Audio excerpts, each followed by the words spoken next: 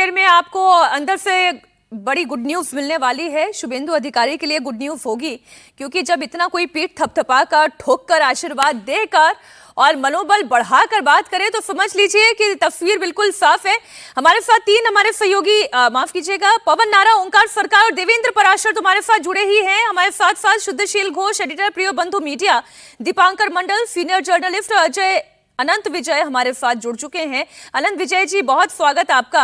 और तस्वीरें भी हम देख रहे हैं, लेकिन सबसे पहले तो देवेंद्र आप ही के पास आते हुए, हम तो काउंटडाउन बस गिन रहे हैं, क्योंकि कल का समय भी जो है वो तय हो गया है।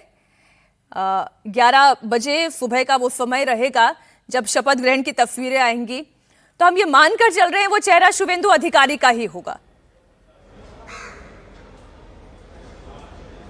बिल्कुल मीनाक्षी, इसमें कोई दो राय नहीं कि वो चेहरा शुभेंदु अधिकारी का ही होगा। वो शीर्ष स्तर पर भी कल रात जो बैठक हुई थी पीएम के साथ, गृह मंत्री अमित शाह, बीजेपी के शीर्ष नेताओं की, उसमें भी तकरीबन रात 12 बजे तक वो बैठक चली थी और उस नाम पर तो कोई संदेह ही नहीं था वो होंगे। दूसरी चीज़ होगी कि प्रदेश के स्तर पर और जो प्रदेश के नेता हैं और वहाँ पर जो प्रभारी हैं, इन सब लोगों के स्तर पर एक राय ये बन गई है कि 2 डिप्टी सीएम हो, उस 2 डिप्टी सीएम में से 1 महिला डिप्टी सीएम हो।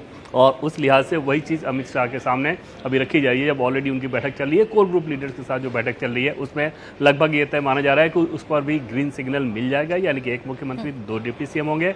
जो मंत्री शपथ लेंगे कल, उसमें उनकी संख्या आप लगभग 32-33 के आसपास होगा। बंगाल में कुल स्ट्रेंथ के हिसाब से अगर आप बात कर लें तो 44 का आंकड़ा है। लेकिन अभी जो नाम जितने नज़र आ रहे हैं, जिन नामों को लेकर प्रदेश के स्तर पर एक फाइनलाइज कर लिया गया है, उन नामों का अमित शाह के साथ डिस्कस किया जा रहा है। उनमें 32 से 33 नाम लगभग होंगे। उसमें कोशिश ये की जा रही है कि नॉर्थ बंगाल, साउथ बंगाल, महिला, यूथ, एक्सपीरियंस, प्रोफेशनल्स, इन सारी चीज़ों का एक बैलेंस दिखे उस मंत्रिमंडल में। एक चीज़ ज़रूर रहेगा कि कहीं से मैसेजिंग डायरेक्ट या इनडायरेक्ट, सिद्धांततः या व्यवहारिक, शुभेंदु अधिकारी के अथॉरिटी को कोई चैलेंज करने वाला मैसेज जाए या व्यवहारिक तौर पे कोई चैलेंज कराने की कोशिश की जाए, ऐसा बिल्कुल नहीं होगा। कई जगह सत्ता में यह रखा जाता है कि एक बैलेंस फैक्टर सामने रख दिया जाता है। बंगाल में ये चीज़ नहीं रहेगा। शुभेंदु अधिकारी के लिए एक तरह से एकदम से आप कहें कि शासन चलाने के लिए एक रेड कारपेट बिछा रहेगा, क्योंकि अभी भी उनके सामने बहुत बड़ा टास्क है। अभी आप समझिए कि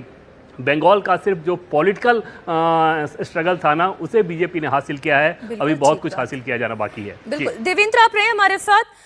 पवन इस वक्त रत्ना देवनाथ से बात कर रहे हैं। पवन, अगर मैं ठीक समझ पा रही हूँ तो अब ये जो महिला चेहरे की बात हो रही है, महिला सशक्तिकरण की बात हो रही है, तो चर्चा ये भी है कि एक महिला चेहरा भी ऐसा होगा, कैबिनेट में शामिल होगा, जो उस समाज का सिंबल भी हो और संबल भी हो। तो क्या वो रत्ना देवनाथ का एक चेहरा होगा? पीसीआर आवाज उन तक आवाज नहीं पहुंच रही है। अनंत जी के पास आती हूं। अनंत जी, देखें, शुभेंदु अधिकारी मुख्यमंत्री क्यों होंगे, इसके बहुत सारे कारण अभी हमारे सहयोगी देवेंद्र ने बता दिए। बहुत सारे कारण लगातार हम पिछले कुछ दिनों से आपसे चर्चा में शामिल कर रहे हैं। अमित शाह का आशीर्वाद जिसे हो, जिसे मोदी का आशीर्वाद हो, जिसके पीछे पूरी पार्टी और उसकी लीडरशिप काम कर रही हो, तो वो चेहरा तो शुभेंदु अधिकारी एकदम साफ दिखाई देता है। कहीं कोई बात मुझसे छूट रही है तो आप इसे प्लीज जोड़ें। नहीं मीनाक्षी जी, आप समग्रता में बात कर रही हैं और देवेंद्र जी को तो सारी जानकारी होती ही है राजनीतिक दलों में क्या घट रहा है।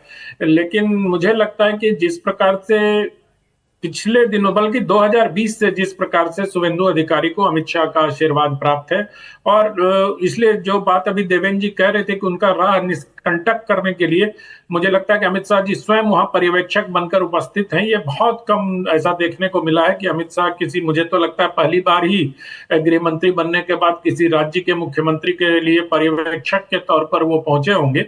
लेकिन बंगाल की जीत मोटे तौर पर अगर प्रधानमंत्री नरेंद्र मोदी की लोकप्रियता और अमित शाह की मेहनत और रणनीति को जाता है तो ये उनका अधिकार भी बनता है।